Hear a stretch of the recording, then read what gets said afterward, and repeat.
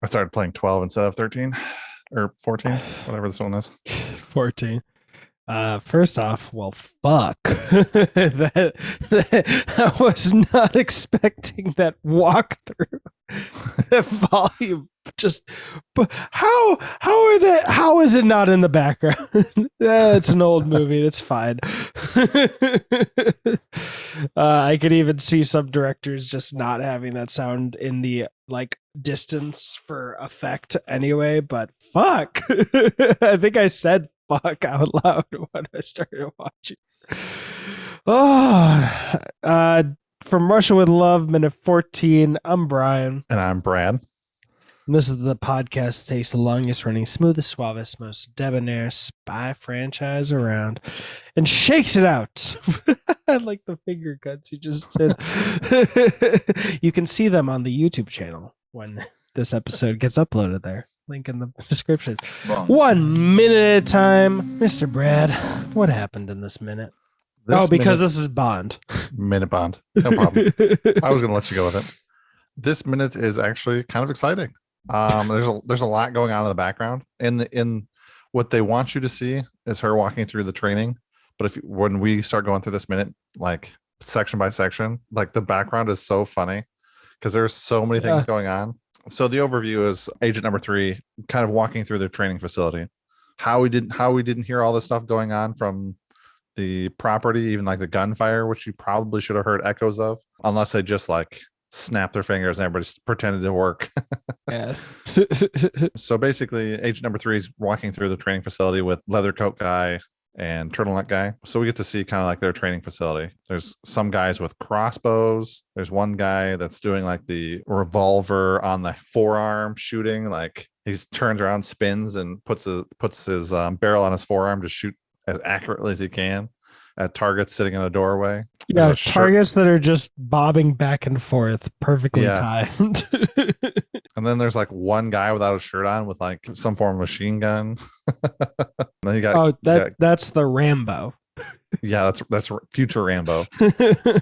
You got guys doing breaking boards, doing like karate chops through boards, and they're like 2 of them. They're setting them up for each other. You got agents running around in the background away from flames. So, my God! Not only that, he's running towards where the bullets are being shot. Yeah, so he's gonna have to run through that because if you look on the wall, you can see behind the guy there's bullet holes on the brick wall. So yeah, he's gonna have to run through those 4 openings. Are those? I thought those were bullet holes too, but they're so big they're not shooting with paintballs, right? I wouldn't assume so. I wouldn't assume so either. But why would you go through all this like target practice and training if you're not going to use real bullets? Yeah, when they're using live targets. Yeah, why would you? Because paintball is going to fly different than a gun, than real bullets. I wouldn't be surprised though if they were just like, look, we're going to have a wide lens. Go paint some circles, and that'll look like if we shot, and expose the unweathered part of the stone underneath. Because no matter where it is, I'm looking around like 31 seconds. It's the exact same white on any surface, on the blue background at number 2, on the exposed stone at number 4, on the red stones at number 1. Also, who on Spectre Island was hired to design this area? Because they really went like, all right, we'll do a residential area, we'll do a nice pastel blue, we'll do a kind of old timey like Greek, but small pillars. And then one that looks like we just took a sledgehammer and just hammered it out. That one is from Batman v Superman, where Superman flew through in the Middle East. Yeah, just a big hole in the middle. Let's see, what else do we got in the background here? We got people practicing hand-to-hand combat in what looks like traditional karate uniforms. Got random guys, so they're doing that. There's a guy walking by with a gun who's got his gun pointed up, like horizontally, walking through everybody. Looks like he's checking his gun, but has it pointed so he could potentially shoot somebody like in the chest. They're talking about Spectre Agent number 3 says, this is good training, but do you use it? Do you do nothing beats experience? And it's like, oh yeah, well we use live targets too. So maybe they're not using, maybe these are paintballs, or maybe he's referring to, the guys running through the bullet sections. Yes. So how much was that first set? How much did that set cost? Did you say? Uh, one was it 200,000, 500,000? It was some. Oh, I think it was 500,000 because I think it was 1/8 of the budget, or one quarter of the budget. A quarter, like two. This is a 10. The That would be two $2 million. 25% of the budget. Let's take a look. All to say, I found the set that that had to be altered for that to accommodate that. One, the green walls that they walk in on are like the thinnest fabric ever near the beginning of the minute. Two, when they walk off from that set at like 25 seconds ish, I don't see the time, so I have to guess. And then you cut to them walking down a different area for a wide shot. In reality, they use they just did a different angle because the 4 shooting ranges that they walk past at the beginning and then they're presumed to be walking onto a different area is exactly the same thing. It would be, does that make sense? Do you see where it is? So they reused the set, did just a slightly different angle. Yeah. It's like, people don't realize. Yeah, because they have the same pathway. So you're looking at them from the side, directly from the side, and now you're looking at them more from where they came in from. So that way it looks slightly different. But yeah, it's all the same. The 4 shooting ranges, the guy using the flamethrower, and the karate guys.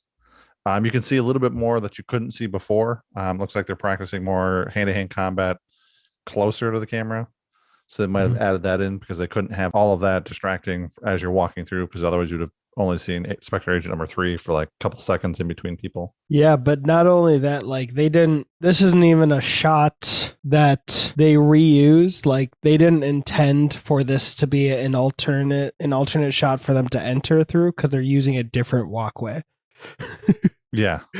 So if this is reality, they looked at these 4 shooting ranges and they were like, you know what? I liked those. Let me get a second look. I'm going to circle back.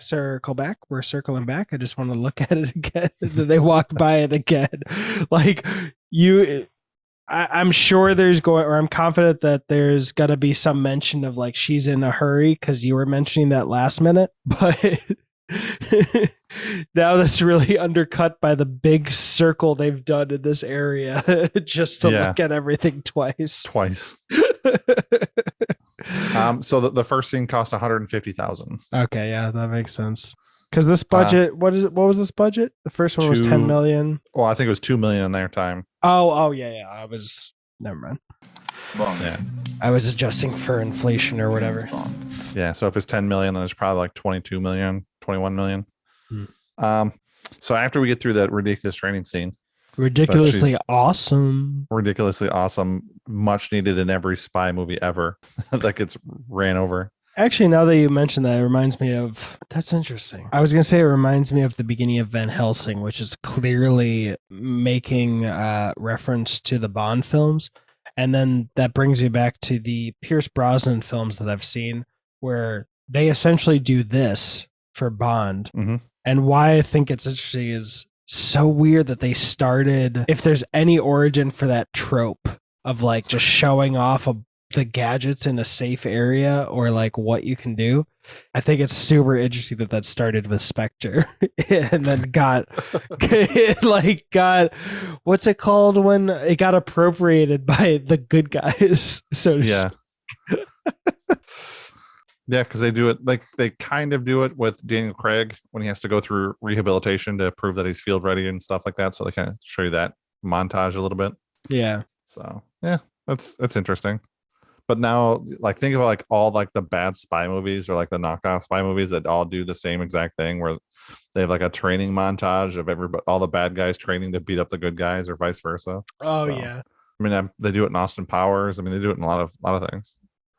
If people like the Bond movies but want a little bit of a twist on it, I would actually recommend the Hugh Jackman Van Helsing. That's one that is very much in the tone of like those first 2 Brendan Fraser mummy movies. Surprise, surprise, same director. I think it's delightful. It's horribly rated. So George of the Jungle meets meets James Bond.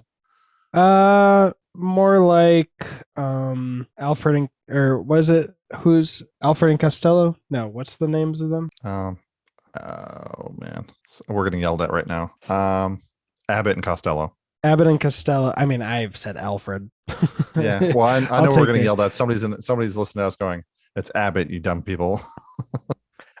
You only brain farted. I completely did it wrong. So point your hate at me. Abbott and Costello meets the Mummy crossed with James Bond, or more. I mean, truthfully, it's just the vibe of the Mummy movies with some James Bond and tropes. Okay, yeah, fair enough. Um, I mean, I don't. I know I've seen Van Helsing. It's been so long. I probably saw it when it came out on TV like the first time. yeah. After it got released and everything, they started playing it on TV. I probably saw it on like TNN or something like that once, but that's Honestly, probably all I've seen it. if Hugh Jackman wanted to revisit that with the same director, I'd be so down. I don't want a Logan for Van Helsing, but I mean, it might do better. But it's just so fucking fun. Kate Beckinsale, right at when she was like doing those first Underworld movies as well. So Underworld, I've seen most of them at least once, so they're not bad. They're I don't know, a little hokey at times, but they're not bad. yeah, those first two I really like, and I read the novelization when I was a kid. Yeah. Anyway, So after we get through this awesome, hilariously awesome training scene, we get to see awesome. we get to see Spectre Agent number 3 kind of making her way a little bit closer to the lake, to the point where she can see our buddy Buff and stuff, aka something Grant. I don't remember what his name is. Hugh Grant. Not Hugh Grant. So we get to see her. She sees him from a distance getting massaged. This time he's now flipped over. Now he's facing to the sky. She has our buddy Leathercoat guy snap his attention and call him over. So he jumps up immediately, and we realize that he's not wearing swimming trunks. He is actually wearing a very small white towel. Did you know that the whole time, and you just were holding off mentioning it? As soon as I saw it, I remembered it, but I did not remember it at the time. Damn, that is a teeny tiny towel. So think about this. Let's assume that his waist is 34 inches. He looks like a tall guy. He might be like maybe 38 inches around. So the length of the towel is minimum 38, plus it's got room to tuck in. So we'll say it's 42 inches, or we'll say 48 inches. Let's say 42 to reference Douglas Adams. I was going to say, what's the baseball player? Not Hank Aaron. Chadwick Boseman. There you go. That one, the one that he played in that movie. I'm drawing a huge blank right now. It's driving me nuts. But let's say that it's a real minefield. What we remember and what we don't. Abbott. Yeah. We don't remember Abbott immediately, or I didn't at all. You did, but like dropping Douglas Adams, Jackie Robinson. Here we go. We'll say the towel's like 42 inches around. That towel at max is like 12 inches wide. Like that is way up his thigh when he stands up. Like I'm not sure what that towel is going to hide. You know what you reminded me of with all these measurements? Sure. The intro, the like prologue chapter in the book, The Scarlet Letter, because it just takes our teacher when we were reading that in school told us to skip the prologue because it just is a long time talking about like an attic, and it like when someone finds the Scarlet Letter, it like says the centimeters or inches in every direction, like very meticulous. They wanted you to know the size of that letter. Yeah. So he jumps up, snaps to attention, and then I'm going to say struts, I think is the appropriate word. He takes some long strides, swaggers his arms quite a bit, then stands at attention right in front of Spectre Agent number 3, who gives him the eyes, gives him the up and downs as she walks around him, gives him a glance up, gives him a glance down, spends a little time on the downside, and then minute cuts as she's standing behind him. It looks like she's adjusting her glove or something, the edge of her glove. I was gonna say she's about to take her gloves off. It looks like Buff and stuff's got her attention. She's all hot and bothered. I won't mind leaving my fingerprints here. Which I'd say normally you can't pull a fingerprint off, biological material, but he's so oiled Yeah, that he's well lubricated. You might be able to get a picture of it if you don't smudge it. He's lubricated and very massaged. Oh, clip it. Don't clip that. That's crazy. Uh-oh, you're looking really hard at something. Are you looking at I was trying stuff? to I was trying to see if there's anything else I could mention in this minute. I guess in that wide shot, that's the cheated wide shot at 30 seconds. I saw a mannequin being essentially held up by his suspenders in the bottom right hand corner. I thought it's kind of weird. Why? Like, do you see that? Literally 30 seconds the way through in the bottom right. Oh yeah, Um, yeah, he's being held. Well, yeah, because you can see it being like pinned to the back of his pants. yeah. Like, fill out this corner of the frame. Yeah, we need something. Mm-hmm. Spend $10. And also the other green walls are again that see-through material. Yeah, it's smart. I guess it's smart set design for stretching your budget, which sounds weird when the first episode, when the first set was so expensive. But yeah, because you can see the windows and stuff on the other side. So yeah, I see that. It's kind of like the on-set version of having a matte painting for a coastal. I don't know. My brain. Yeah, you can see through it, especially if you look towards like the top edges and stuff. You can see through it. Yeah. Yeah. My name is Brad. My name is Brian. And that was money. Every inch of it. Or lack thereof. Yeah, that at a certain angle that towel will definitely tell you if there's anything lacking.